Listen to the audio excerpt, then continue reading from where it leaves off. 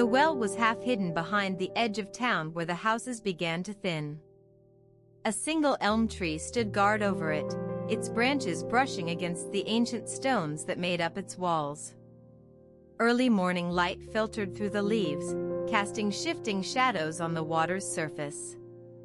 Lee, an old farmer whose hands bore the marks of years spent in the soil, came here every day at this hour to draw water. Lee was known for his silence and solitary walks around the village.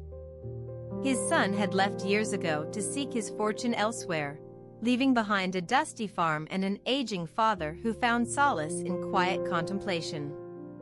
Today, as he approached the well, he noticed something unusual. Another man stood beside it, a stranger to these parts. The new arrival was young, barely out of his teens, with dark hair pulled back from his forehead in a neat ponytail. He carried a small basket and wore old trousers patched at the knees. His presence was as inconspicuous as Lee's own, yet he seemed eager, as if expecting someone or something. Lee walked over to the well without acknowledging the stranger directly. Instead, he filled his bucket with cool water from its depths and began to walk away. But then he heard a soft voice behind him. "Sir," said the young man, "if it's no trouble, could I have some of that water? My basket is nearly empty." Lee paused, looking down at the youth's empty hands. He nodded and returned to the well, lowering his bucket again, this time sharing it between two people. The stranger smiled gratefully as he poured out his cup. "You're new here," Lee observed as they drank their fill of water in silence. "Yes, sir," replied the young man, "I am. I've just arrived from the city." Lee turned to face him now, putting down his bucket. "And why have you come?" "I was hoping to find a job and maybe start my own life here." The youth's eyes met Lee's with an earnestness that spoke of more than just employment.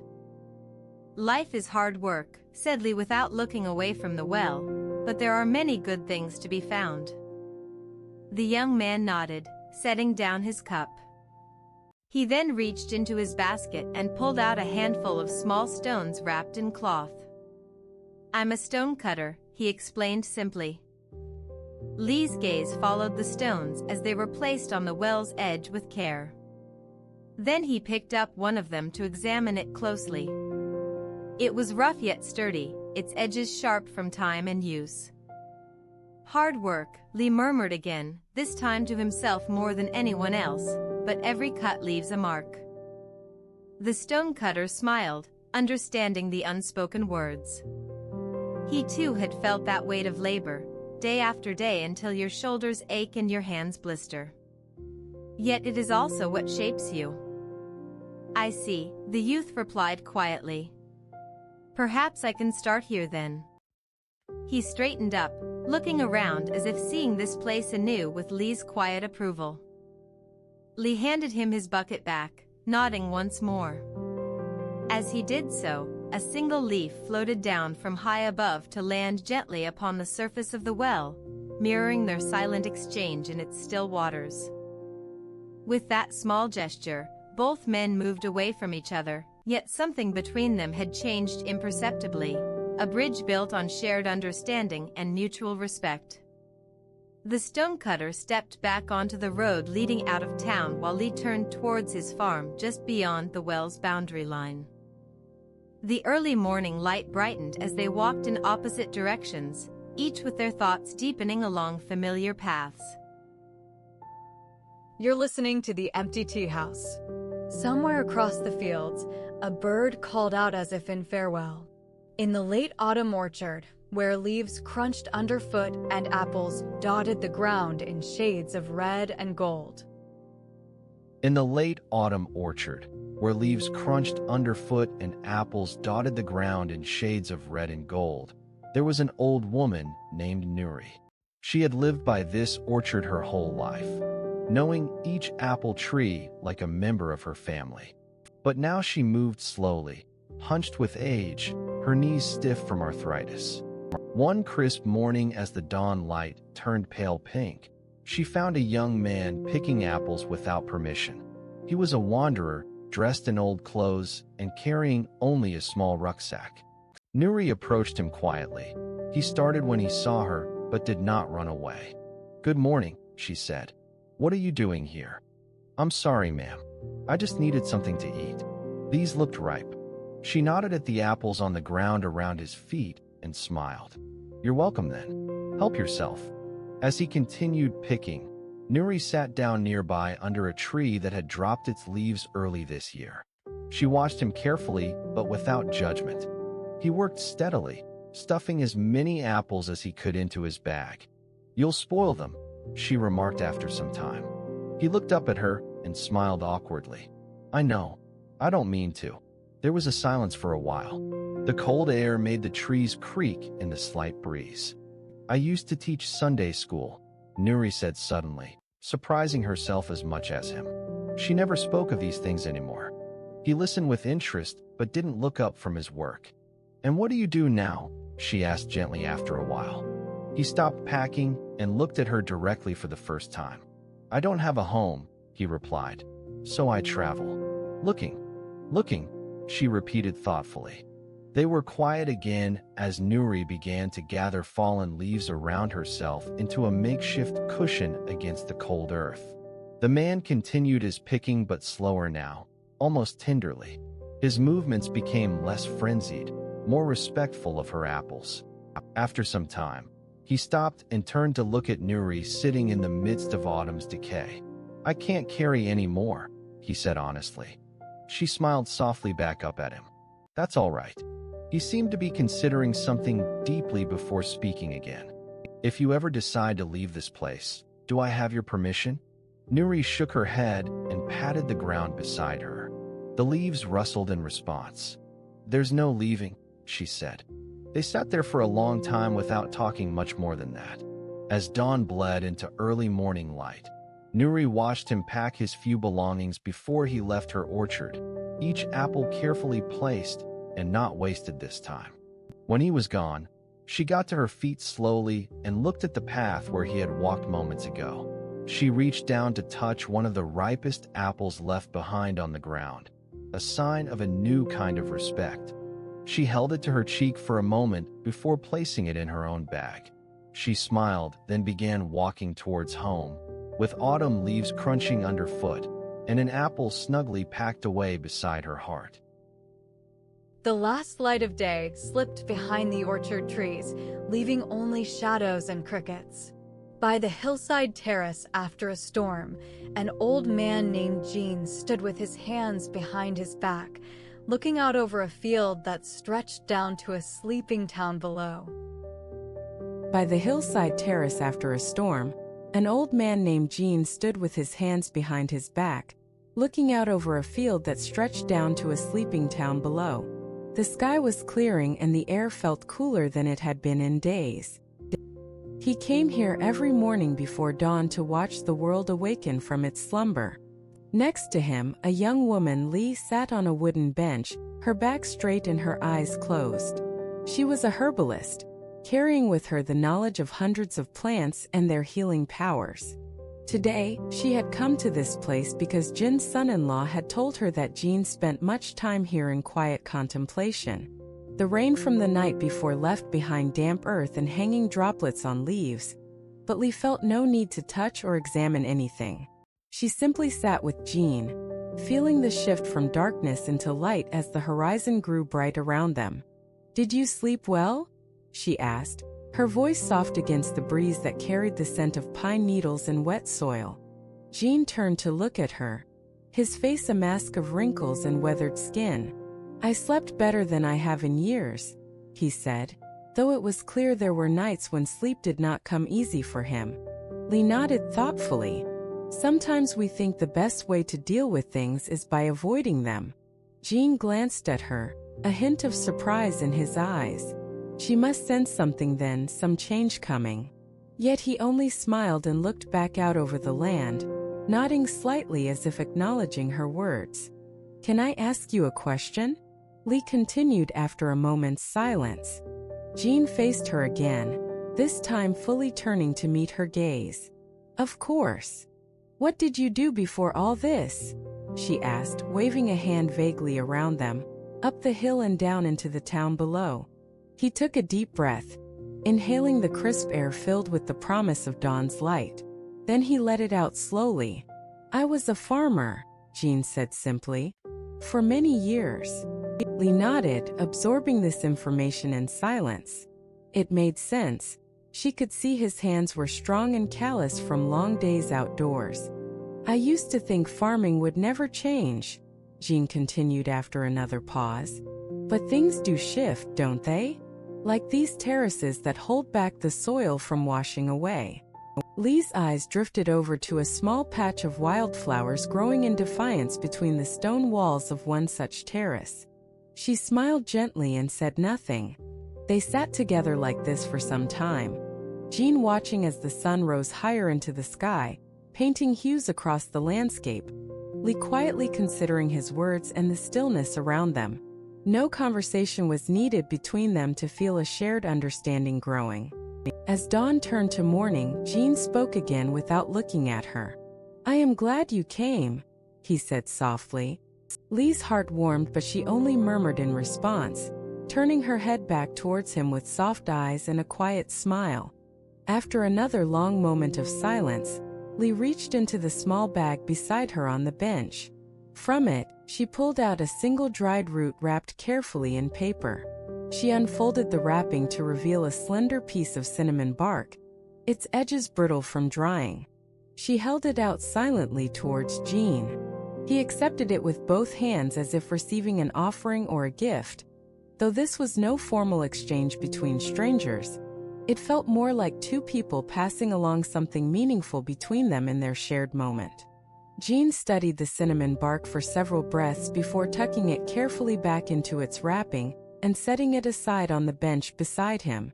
Then he stood up slowly, turning to look at Lee with eyes that held a depth of appreciation and understanding not easily conveyed through speech alone. Thank you, he said quietly, inclining his head in gratitude without need for further words. Lee nodded back, her face warm as she rose to leave. She stepped around Jean towards the path down the hillside, but just before descending out of sight, she paused and turned one last time to look back at him standing there alone against the backdrop of morning light.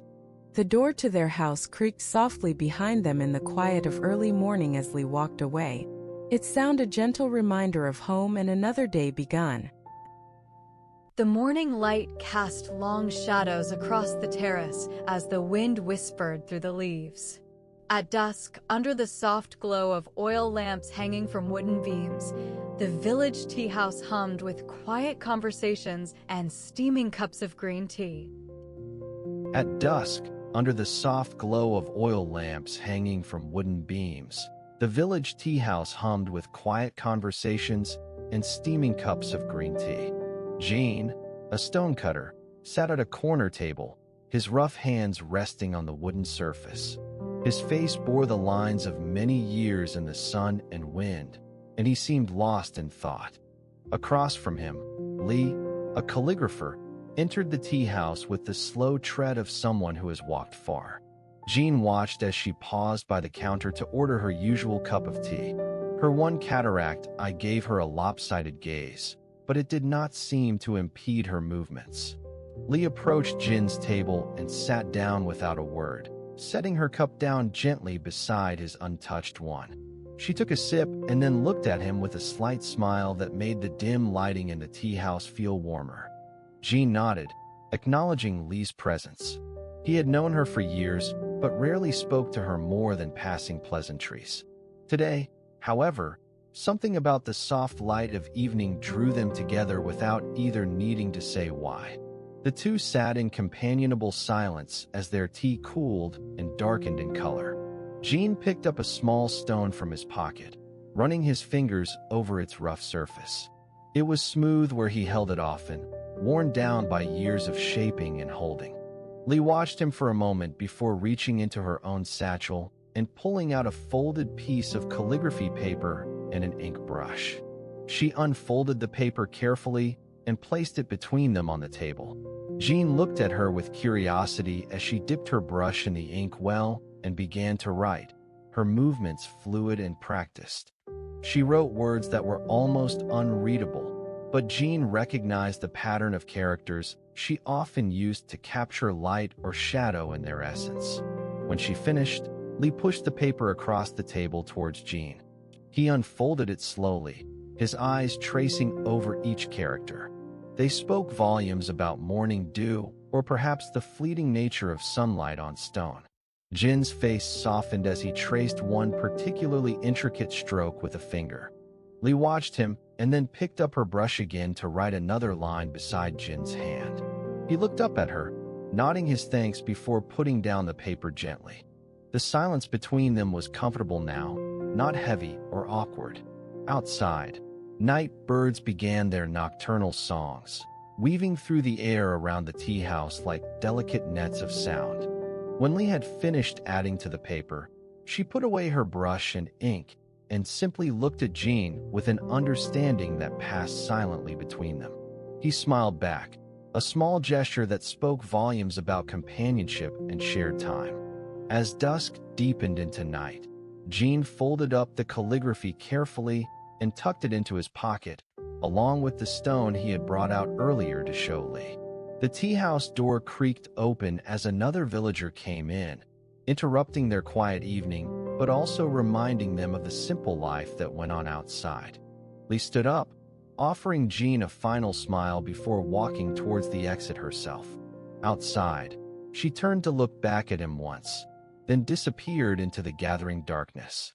The sound of her footsteps faded away, leaving behind only the soft murmur of conversation and clinking cups from inside the tea house.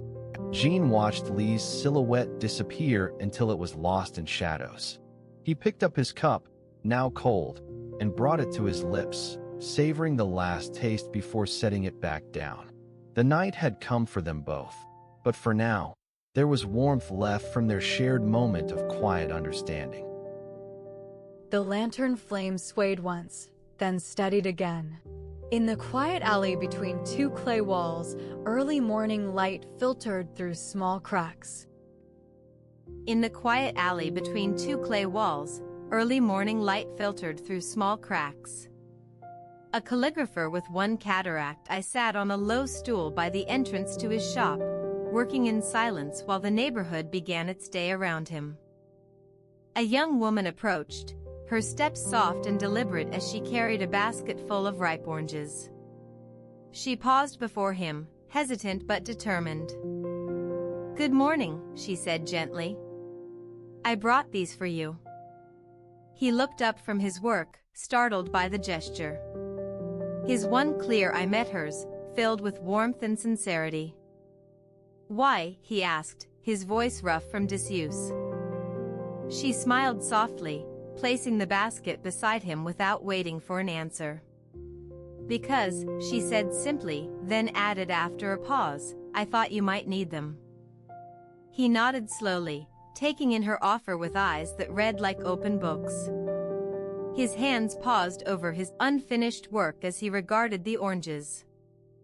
After a moment's quiet between them, he spoke again, voice low and almost reverent. "Thank you." Her smile widened slightly at the acceptance. She reached into the basket, pulling out one orange and placing it beside him on the stool where he worked. Then she turned to leave, her movements graceful as leaves. Before walking away, she paused once more by his side. Reaching down quietly, she picked up a discarded sheet of paper from his workspace, a miswritten character still visible in dark ink, and smoothed it out with gentle care. She held the paper for a moment before folding it neatly and placing it into her own small satchel. With that final act complete, she stepped back onto the alley's worn path and continued toward her day's journey. The calligrapher watched her go, his eyes following until she disappeared around a corner.